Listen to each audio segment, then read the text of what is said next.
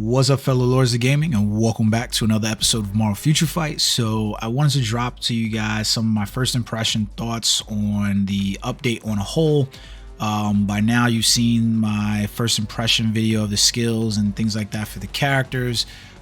Going over Craven, Doc Ock, and Green Goblin. I think Green Goblin is definitely going to be a standout of the update. You know, Sentinel Daddy is definitely going to be like probably there because he's tier 4, but like I said, I think he'll probably fall down in some regards because he's competing against some very top level meta defining combat class characters in terms of Hulk, Namor, and Carnage. So we'll have to see where he stands out overall.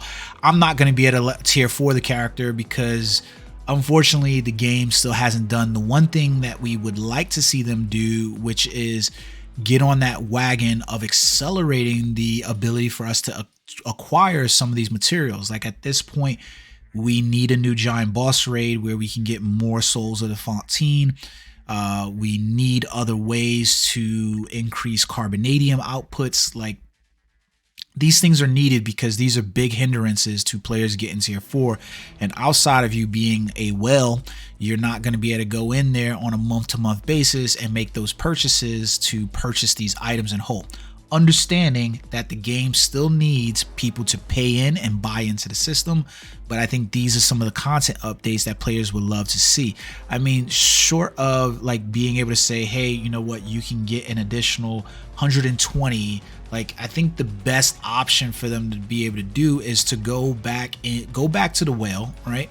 Or go back to the well and literally go inside giant boss raid and update like Galactus, for instance, so that way we go back inside here and add Souls of the Fontaine into the Galactus. I get that Dormammu makes sense for Souls of the Fontaine. Like, it kind of thematically went with Dormammu, but we need additional ways to get additional daily Souls of the Fontaine, and the rate at which we're getting them now is way too slow. Like, it is insanely slow. Like, if you were to go in there and you said 150 Souls of the Fontaine basically over 30 days, and you're basically only getting 4,500 Souls of the Fontaine, and that's not enough. Like, you don't have enough in order to tier a character up. Like, let me see if I was to go inside the team over here, and you were to look at like, who did I get to 80? So for instance, like if I wanted to basically go inside here and look at leveling up this character, right,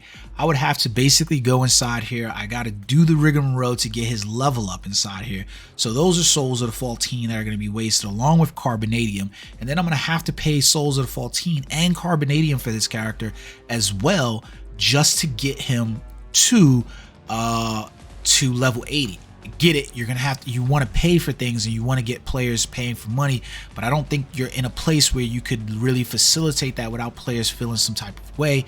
So I think that the best bet for them would be to go back to the well, go inside giant boss raid, and introduce an additional way for us to get additional Souls of Fontaine. And you can slow drip it, you know, give us Galactus and maybe we can get an additional 100 Souls of the Fontaine from Galactus, and then give us Master Mold and give us an additional 50 from there. So then we're getting 150, 100, 250, and it's 300 Souls of the Fontaine over the course of a day. So we'd basically be at 300 times 30, and we're now getting at 9,000 Souls of the Fontaine in a month. So now reasonably we could get one character per month to tier 4, and that way, you know, if players want to accelerate that because maybe they're not missing out on days or something, then we're there. Like that should be the wheelhouse of thought, right? And then you can leave in, okay, well, carbonadium is still like a hard to get, but give us, I think that's going to have to come with like a new game mode, because I think they really missed the ball when they went dispatch missions, and when they missed dispatch missions and they didn't add the rewards into level 13 for you to be able to get the rewards from here for like increased carbonadium or any of the tier 4 materials. Maybe that comes when they release another sector, but I think they missed the ball on there. So I think a lot of players are going to be upset simply on the face value of we're missing out on those. I think most players are going to be happy with these new characters. That's without a doubt. These new characters, I think free-to-play characters, they're really good. Now, the one problem that I have with all of these free-to-play characters essentially is the uniform options. These are terrible uniform options in my opinion. Let's start out with Doc Ock and look at his. So basically for Doc Ock, you got Scarlet Witch Infinity War. Nobody's going back to this Infinity War uniform. So this is like veteran players. You've been around free-to-play playing it. You basically win. That's the way I'm trying to keep a positive, upbeat attitude about it, is that this is a free-to-play update. And so like they're basically just saying, hey, you know what, you had this, but it's Scarlet Witch nonetheless, right? Rogue, Uncanny Avengers, like come on guys, we like these are non-relevant. Yelena Belova, Marvel Studios Black Widow, this is a paid uniform right here. Like Agent Venom, the classic uniform, basically like you see what I'm saying here, like there's a theme. Invisible Woman, classic. Like these are bad uniform options in terms of like if you were to go at any one of those characters and look at them, you would say like these aren't even the most relevant of uniforms. You're going back in time for these uniforms. They don't make sense for players to go back and purchase those uniforms. There's no reason to do that, especially at the uniform prices, regardless of whether it's 40% discount. There's no reason for a player to go back against the meta of that current character to get that uniform. This is why I said before, I think that there needs to be a transmog system for uniforms in these games, where essentially you can still keep the abilities of the new uniform, but transmog the old uniforms, and that gives players value to go back. Like for instance, if I was playing as Thor, and I really love my Thor, and Thor has had a lot of uniforms, right? Well, I would love to be playing as my Herald of Galactus Thor, for instance, right? Instead of playing as the current Thor. I might even some players might love Fat Thor, right? And going to play him. There's players that would love the Infinity War look, but at least at this way, I have an ability to go back and play those uniforms because I can just transmog them onto my new character. Like, we need to be thinking about little updates at this point in the game for content in terms of generation of money, because now players would go back and say, yeah, you know, I'm willing to pay for that uniform half off because I really like the look. The one that always comes to mind is Nick Fury, but never mind, neither here nor there. You definitely want to do this, especially as we reach the penultimate with some of these characters. Like my idea that we're going to see an additional Doc Ock uniform here within, you know, the next 2 to 3 years is very slim. So like, give players a reason to do that. Uniform options there for Doc Ock suck though. We go into uniform options for Green Goblin, and they don't get much better. Captain Marvel's in-game uniform, like, we're not going back to that, guys. Athena is a relevant choice because this is her best uniform. She's still a good character inside there. The Spider-Man No Way Home integrated suit, I was like, yeah, man, that's like a good one because it's from, you know, you have, but you know, we had, look, it's not the relevant uniform. Cyclops' modern uniform, especially when Cyclops just got the uniform that he did get, for real, guys, like I just don't get the point of that. Thanos Obsidian King, this isn't a bad uniform, but it is a bad option in terms of like you're going to try to generate money from people for this uniform, and just the cost of getting it to Mythic is going to be, you know, pretty substantial. So it's not necessarily bad uniforms all around, but they're not very good options. Kraven's uniform options, not a whole lot better. We got Hawkeye in his hero suit. We've got Green Goblin in No Way Home. I'm like, how did you go and introduce Red Goblin, right? So, and this would have been the perfect example of why you should have made it a synergy uniform, because then at least if you had said, well, Green Goblin's sitting here, we're going to give him his Red Goblin uniform, but we make it a synergy uniform. Now people have even more reason to purchase that synergy uniform because another character inside your update has that as a uniform option. But we went to Green Goblin and you just invalidated this uniform option because you've got the Red Goblin uniform.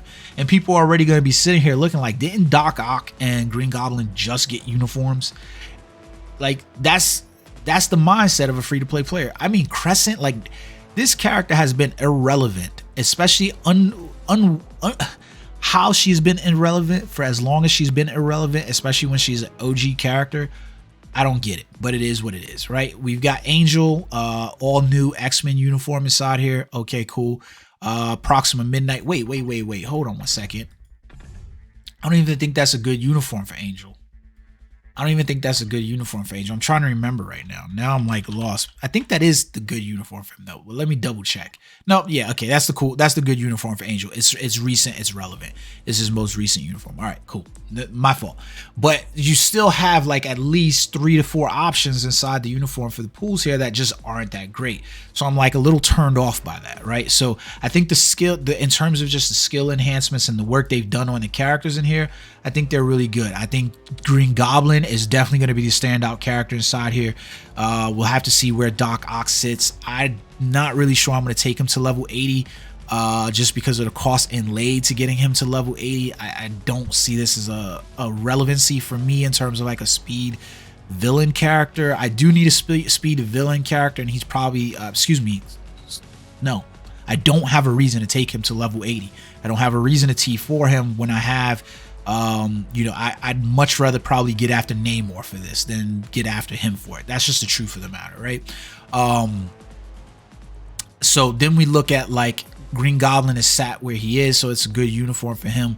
It's a good uniform for Kraven no matter what, and we look at him. So I think the uniform deals in terms of that are good wins.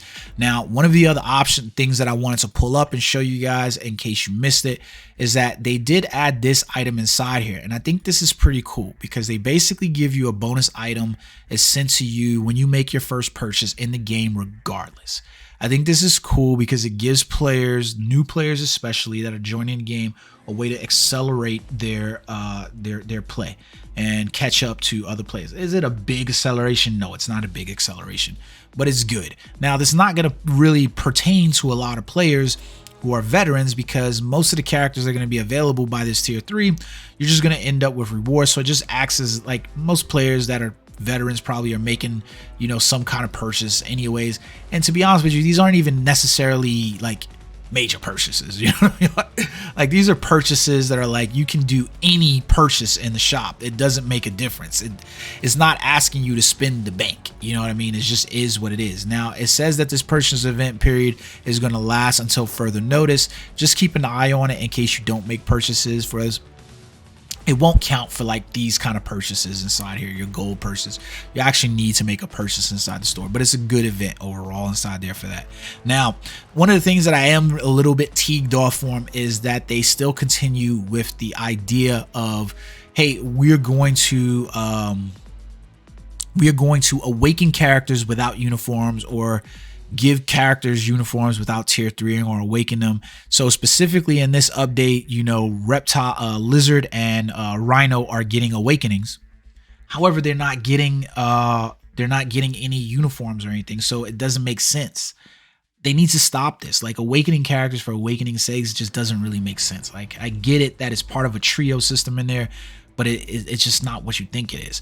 They've also made co-op game mode improvements as well, so that's good, right? Nice to see that, but it's like stuff that you really like wonder why. Like, it's hero grade improvements where we're talking about your ability to use setup, so that way, like, if I want to enhance a character, for instance, like, I can automatically do the easy setup in here, and I can say, like, instead of going the full route, I just want to do like an easy setup where I go like 10% or something like that, right? Instead of going like the full 100%, so that way I then invest in these materials there and stuff like that.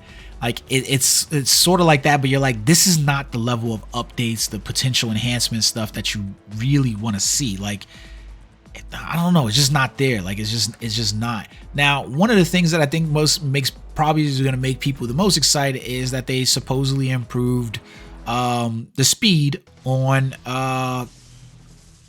her, and they have.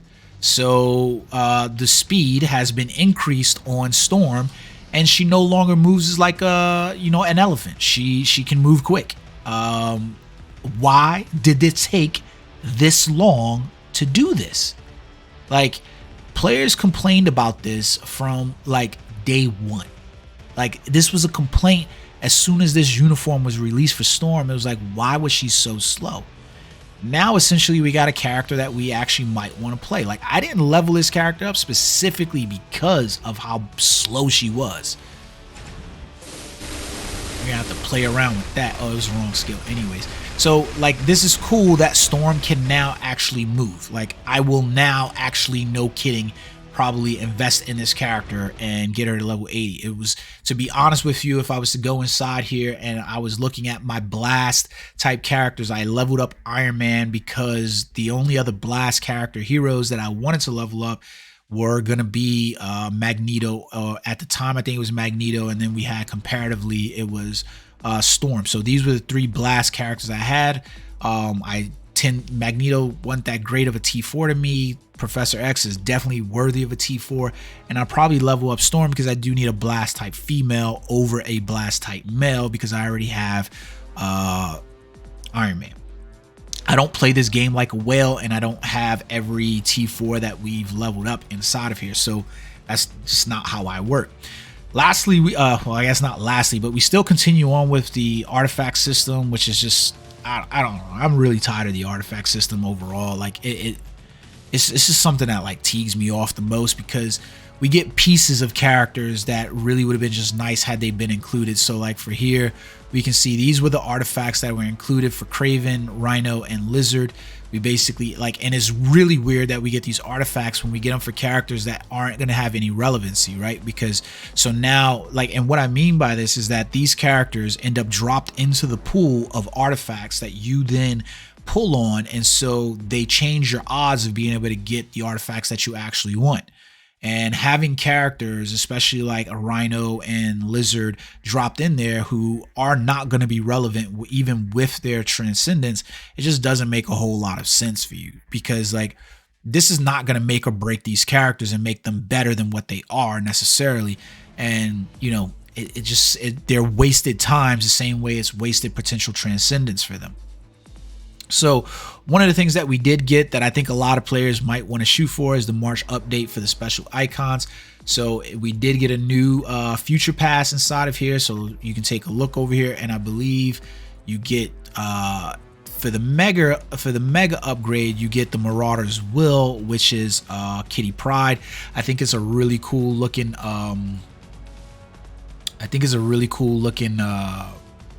Jesus, I can't open this thing up.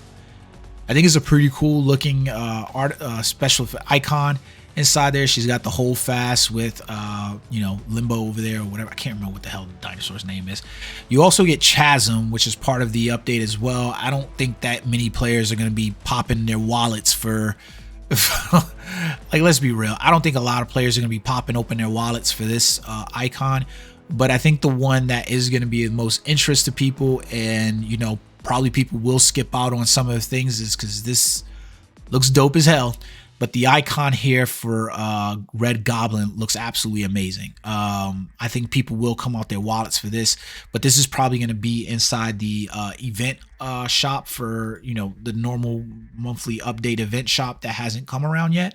And I imagine that because these two are part of the future pass events inside here. So you can see Chasm's there, and then you can see Kitty Pryde is here. So he's probably going to be in that pool of players, and the new pool. So I think that's really cool, right? The skill combo guide. Let's go back to that real quick. I just showed it to you with Storm.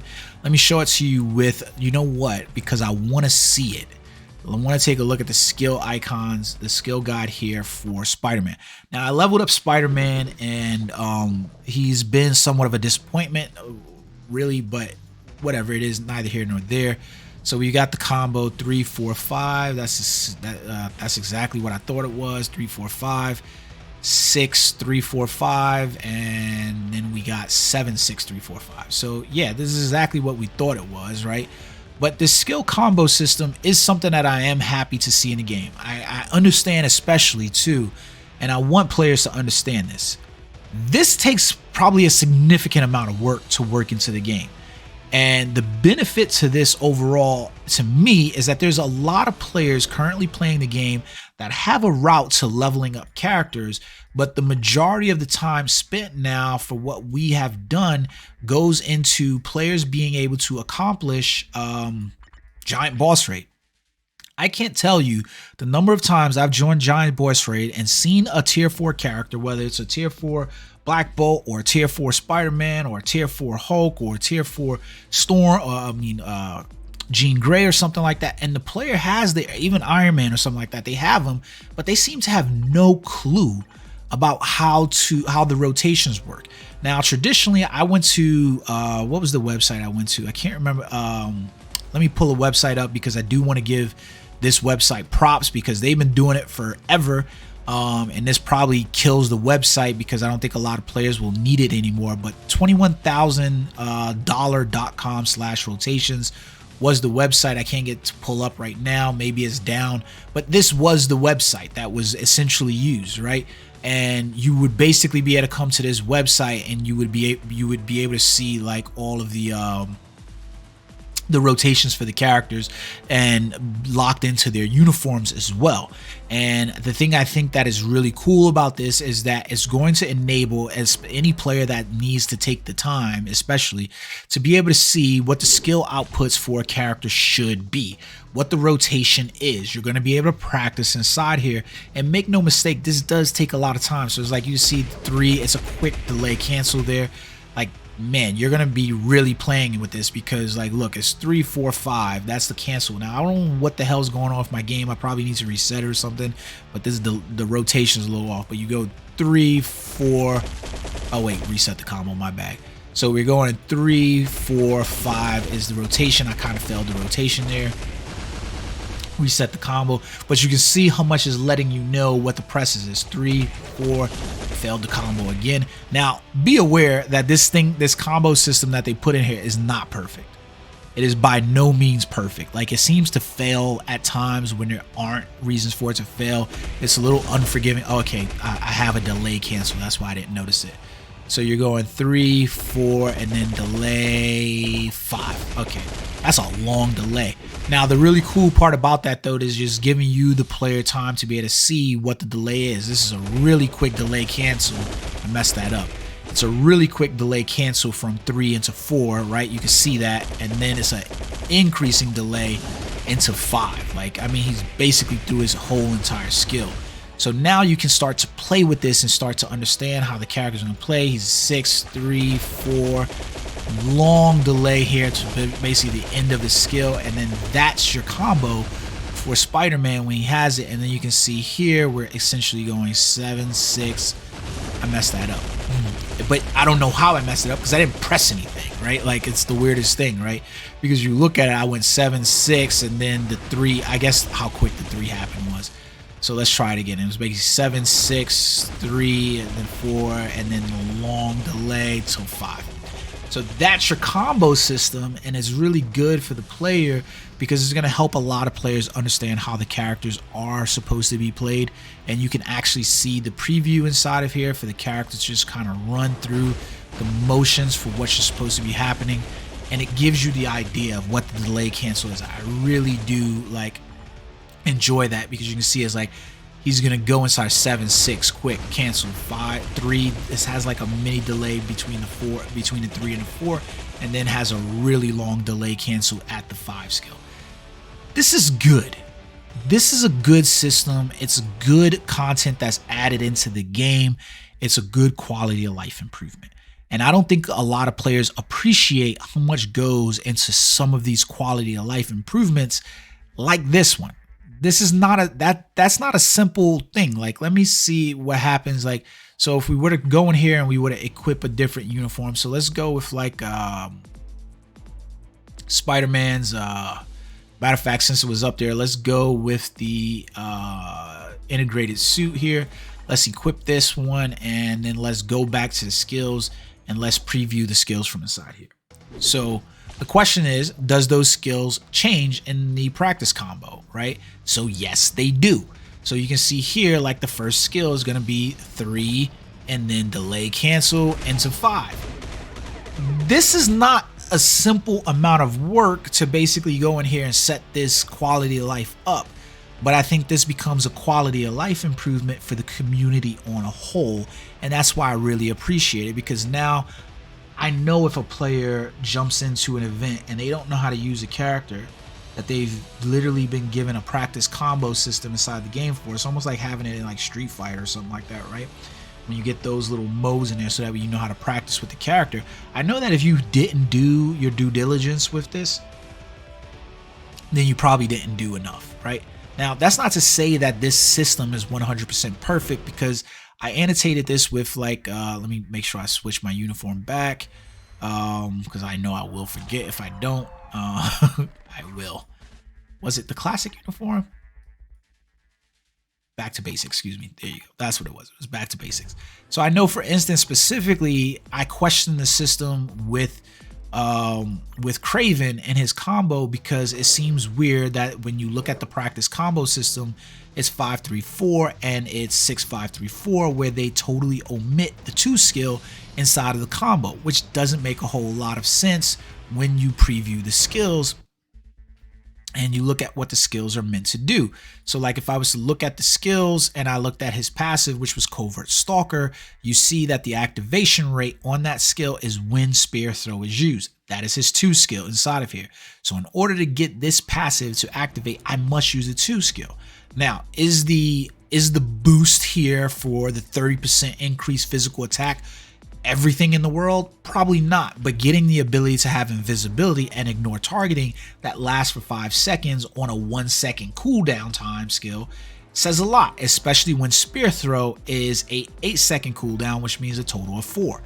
That is a massive amount of a boost there for a character to just be omitted. So it's kind of weird in that regard that you would have that omitted from the skill rotation. So while it's not necessarily perfect, it is definitely something that is a quality of life that does take a lot of time for the developers to do. So I think a lot of players are looking at this and like, we didn't get any new improvements for any game modes. And you're like, dude, like, you got a huge quality of life improvement there. That's not something simple, and it's not something that you really look at and you go, we don't need you spending time on this.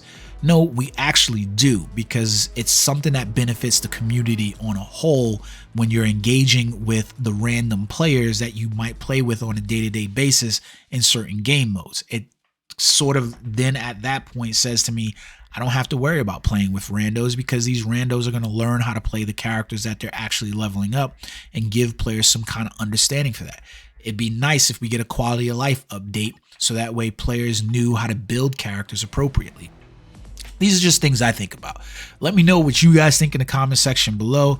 Overall, I think I'm giving this like update like a really good solid, like, you know, because I'm really enjoying the characters so far, and I think that some of the other pieces there, I think it's like a good 7 out of 10. Like, you know, I'm disappointed with the uniform options, but I own a lot of the uniform options. But I know for a lot of players that are just getting these characters, it's probably a bad thing. But overall, it's not a bad update.